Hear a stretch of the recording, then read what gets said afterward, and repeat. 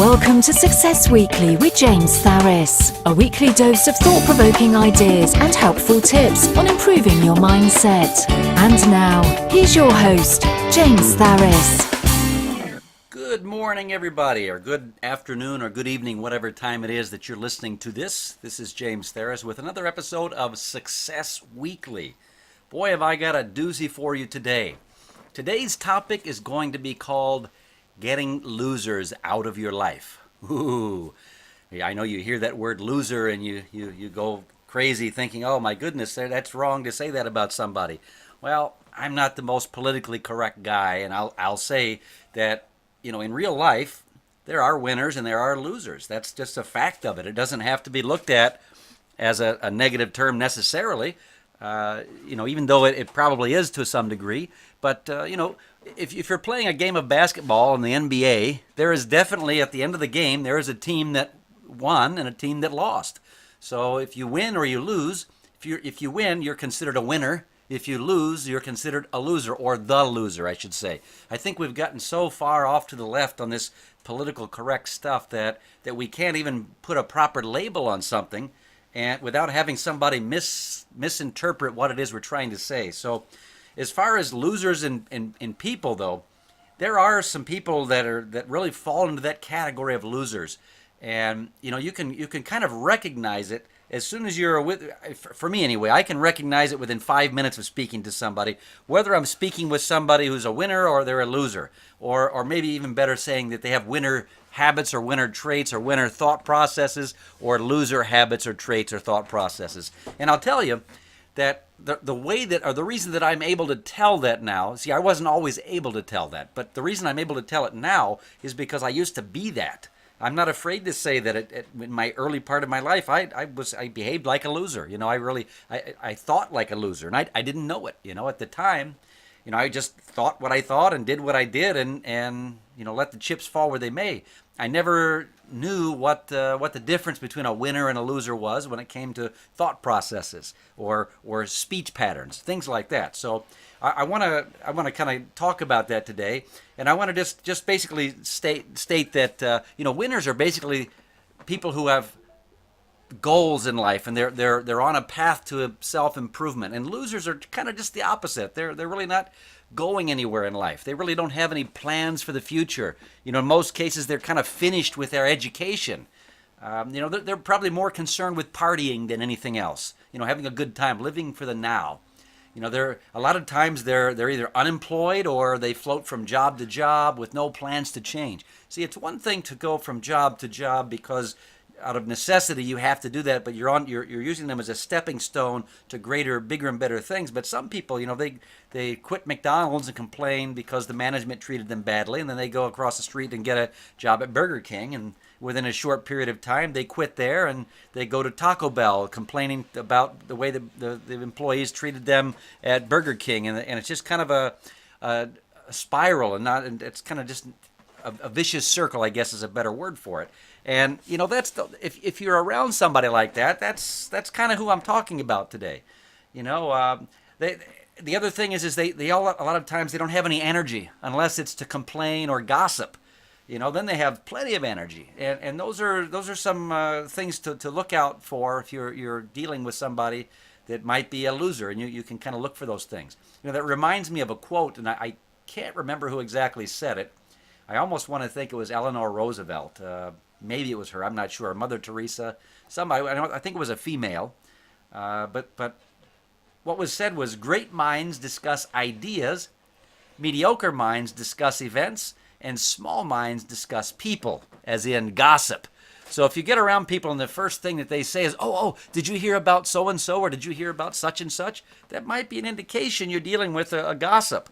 And if they're telling you stories about somebody else when they're not around, I can almost assure you with 100% certainty that as soon as you're not around, if there's something meaty or juicy about you, they're going to tell other people about you the same way they're telling you about somebody else. So again, these are kind of loser mentality and loser traits that you want to look out for and distance yourself from, because you really want to get those losers out of your life. They hold you back. One of the things that I've learned throughout my life, and I'm guilty of it, or I should say I was guilty of it when I was a youngster, And that is this. Most people would love to see you be successful. They do. They want to see you be successful, just not quite as successful as they are. And that's a big thing to remember.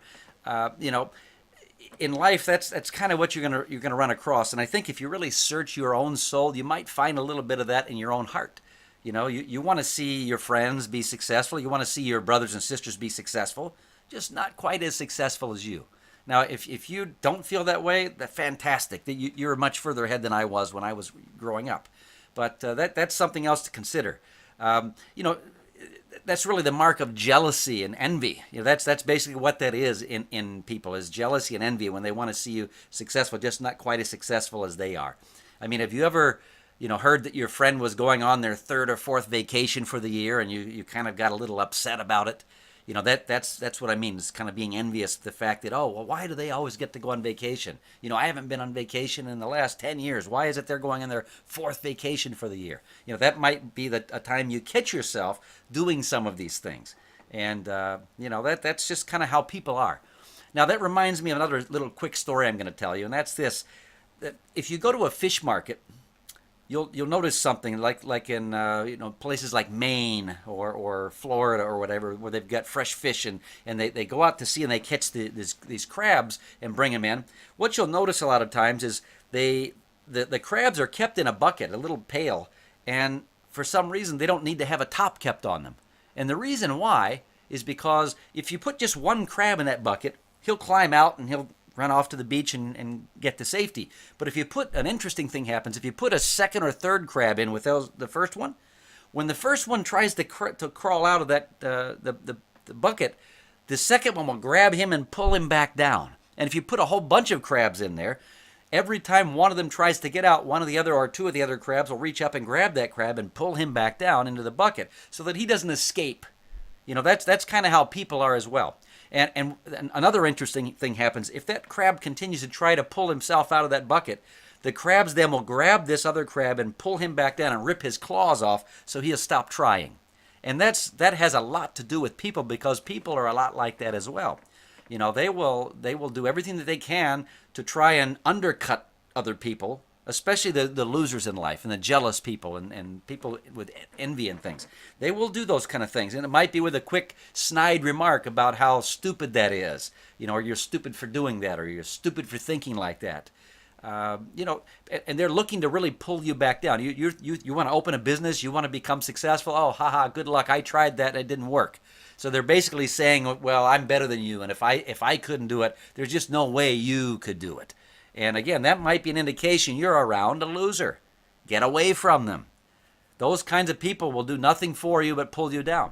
You know, there's another story that is, it's about the bumblebee. And maybe you've heard this, maybe not. But if you have, stick with me here because it bears repeating. It's something it's good to be reminded of every once in a while.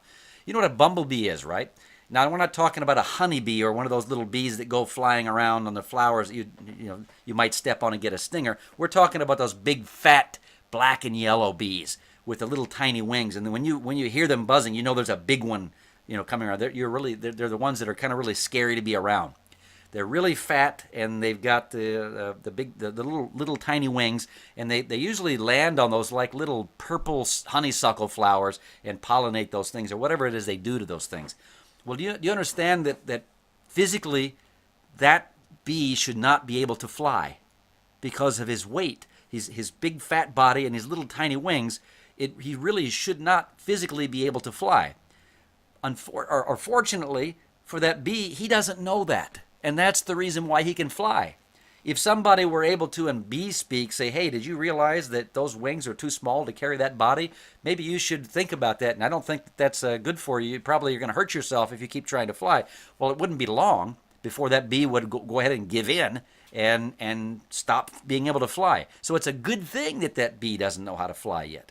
You know, and that's what we have to remember as people, is other people around us tell us things like that and say, you know, your wings are too small for your body. I don't think you're going to be successful doing that. And you've got to remember that those things, while they may mean well, they're actually doing harm to you because you don't know that you could or couldn't do that thing, whatever it is. So you've got to learn how to block that stuff out and get yourself away from people that talk to you like that. You've got to get around people that are, going someplace that will inspire you and motivate you and say, hey, you know what? I'm a stupid person here. Let me tell you, I'm dumb. And if I did this thing, if I did it, I know you could do it. You've got to get around people like that. Maybe not necessarily they call themselves dumb or whatever, but I think you get the idea. You want to get around people that'll just build you up and tell you that you can do things versus tell you all the reasons you can't do things. And again, that's what we're talking about, is getting these losers out of your life. And if you don't get them out of your life, you will be like that bumblebee, except you'll be the bumblebee that actually got the advice and now he can't fly anymore. So it's very important to learn how to identify them. And here's a simple question that you can ask to yourself to help you identify the people that you need to spend less time with. And that's this. Do they bring any value to you? Do they bring any value to you? If the answer is no, then you've got to find ways to spend less time with them if you hope to improve yourself. Do you have any people in your life that are holding you back? Stop and think about them. What I want you to do is I want you to take stock of all your friends, associates, classmates, co-workers, and of course your relatives, your family. What habits do they have? What are their priorities in life? What kind of thoughts and words do they use? Do they use words like can't, as in can't afford it, or can't go because? Or do they say things like, oh, that's not for me, or that's not my responsibility, or even better, it won't work, or it can't work because? Words like that are what I call loser speak. And they're a good indicator that you need to spend less time around people like that. So think about the people in your life and measure it against those things there. Another quick litmus test that you can use when considering who to spend less time with, or maybe even no time with, is would you feel comfortable introducing this person as your friend to your grandmother? If not, then that's a pretty good indicator that you need to find a new friend or two, And then going on from there, how do they dress? Do they dress in a way that conveys to others that they respect themselves? Or do they dress in a way that suggests that they don't care about what other people think about them? They don't care about their appearance, or that they don't respect other people, like people that wear pajamas in public or saggy pants. I can tell you this. I have never in my life seen an upwardly mobile, successful person wear their pajamas out in public to go shopping in. I just haven't seen it. And I'll tell you what, I don't know any what color those people's underwear are either. Successful people kind of keep those things to themselves. Next thing is, what is this person's attitude towards education? Are they doing educational activities? Or are they just going to concert after concert after concert, watching soap operas and sitcoms and reality TV shows instead? Is that what they do with their free time? Or are they educating themselves? Are they looking for ways to grow? See, those are differences between winners and losers. A winner will take time to educate themselves. Winners have larger libraries. Losers have larger TVs. It's a fact. And finally this. Here's the last litmus test to find out whether you want to be spending time with this person or not, whether they're a winner or a loser. How do they make you feel when you leave their company? Not their company as in business, but when you leave from being with them. Do you feel inspired or do you feel defeated? See, some people brighten a room when they enter, and some people brighten it when they leave. Sometimes you've got to cut these people out of your life in order for you to grow. It's like nature. Sometimes even a tree has to be pruned before it can grow again. So here's my call to action for today. I want you to sit down, and I want you to write out all the names of all the people that you associate with throughout the year. List out those who you spend time with daily first, like maybe immediate family members, and then list out maybe even coworkers that you work with on a daily basis. Then next I want you to list out people you spend time with weekly. Maybe you don't see them every day, but you see them a few times per week. That might be friends, definitely coworkers, classmates, people like that. After that, I want you to list out people that you spend time with on a monthly basis. Maybe you don't see them on a daily basis or even weekly, but every so often during the month you run into them. That might be certain relatives or, again, certain coworkers who might work in a different department or a different location or whatever that you have, kind of recurring interactions with. And then I want you to list out people that you spend time with only occasionally, such as like old friends that find you on Facebook, former associates, things like that, and people like that. Then I want you to do this. I want you to write their names on a piece of paper, and then I want you to put a number between 1 to 5 next to each one of them. I want you to put a number 5 next to those who are on an upwardly mobile path, and put a 1 next to those people who are on a destructive path, just going nowhere in life. And then for the rest of them, I want you to put a 2, 3, or 4, depending upon where they fall on the ladder of upwardly mobile, or sliding sideways, or going down a wrong path. Put whatever number next to their name that best describes them on a success scale. Then stop hanging out with anyone under a 5. Listen, if you don't have any 5s, maybe you need to find some. Where do you find them? I don't know. Maybe a good martial arts school might be a good place to start. Wink, wink. Business groups are usually safe places to find upwardly mobile people. And I'll tell you another great place that you can really look for this is a network marketing business. There's like, Mary Kay or Avon or Amway. I'm trying to think. Those are kind of the 3 big ones. But there are hundreds of them out there, and maybe thousands. Finding a place like that, you're going to find people that are on fire. They're excited about life. They're motivated, and they're working on themselves. And because that's what those businesses are really designed to do, is to help you work on yourself. So a network marketing business, if you've never been around one or understood one, they are basically where you buy products from yourself, from your own company. You form your own company, you buy products from yourself, and then you go talk to other people about either buying products from you or getting excited about the business prospect of becoming a business person and developing a sideline business, and maybe you turn that into a full-time business. Well, in order for that to happen, in order for you to go out and meet people and talk to people and convince them that this is a good business prospect, you have to develop certain traits and skills, and you have to become a better person in order to become successful in those businesses. So it's all about personal development. So if you don't have any place else, that the next time your friend asks you if you want to look at this business proposition, or if you want to buy these health products from him on a monthly basis, ask him about that business, and maybe look at investigating it. You'll find some great people in those businesses. Just don't expect to find any winners at your local pub or nightclub, or even your local laundromat. I tell you, I spent time in all 3 of those places, and I never found. I don't say never, because I was there, obviously, right? So I don't want to put myself in that category. But nonetheless, there were certain times in my life where I wasn't doing the right things, and I wasn't thinking right, and wasn't speaking right. And I know that I ran into a lot more what I would call losers in pubs, nightclubs, and local laundromats. There was a time where I lived in an apartment complex, and I had to take my laundry down to the laundromat, and one of the places I lived in didn't have a laundromat on premises, so I had to put them in the car and drive to the actual, like, the laundry and tan places. Nothing against those places, but it's just not a place where your most successful people hang out, and I learned that. So the main thing is you've got to get around people that are going to challenge you to be better and have higher standards. So in order to get the losers out of your life, the first thing you've got to do is you've got to be honest about who you're spending time with.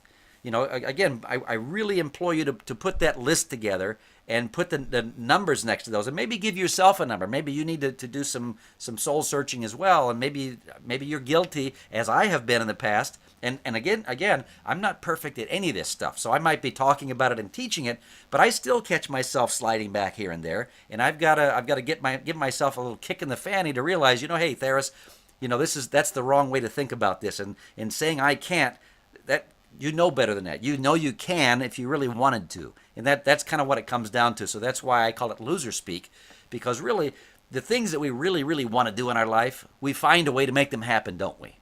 The things that we really, really don't want to do in life, we kind of find an excuse for why we can't do it. And we kind of hang our hat on that excuse and use that as a good reason to everybody else as to why we're not doing that thing or starting this or whatever it is, because we really don't want to do it. So we're looking for a good excuse to make sure that we don't have to feel bad about ourselves, and we can justify ourselves to other people. And so again, that's loser speak. That's loser thinking.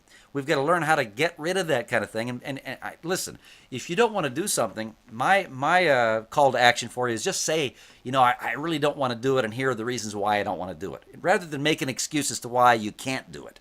You're gonna get a lot more respect from somebody when they know that you're speaking the truth and you're being fully honest with them versus making excuses. It's kind of like a basketball team, and the coach is trying to tell the players where they need to improve, and one of the players is just giving excuses as to why he can't practice, why he can't show up to practice, why he can't show up on time. By the way, that's another loser habit, is people that are always late to things, So don't let that be you. Make sure you're there early. I like to use the phrase one of my mentors told me, and that's, I'd rather be 30 minutes early than 5 minutes late. So you got to learn how to identify loser traits, and again, being late is a loser trait, and identify those things in yourself first, but then identify them in the people that you're spending the most time around. Because if you're spending a lot of time around ones, twos, and threes, well, you're just going to be a 1, 2, or 3 yourself. That's that's a fact of life, and we're basically who we surround ourselves with. And so that's really the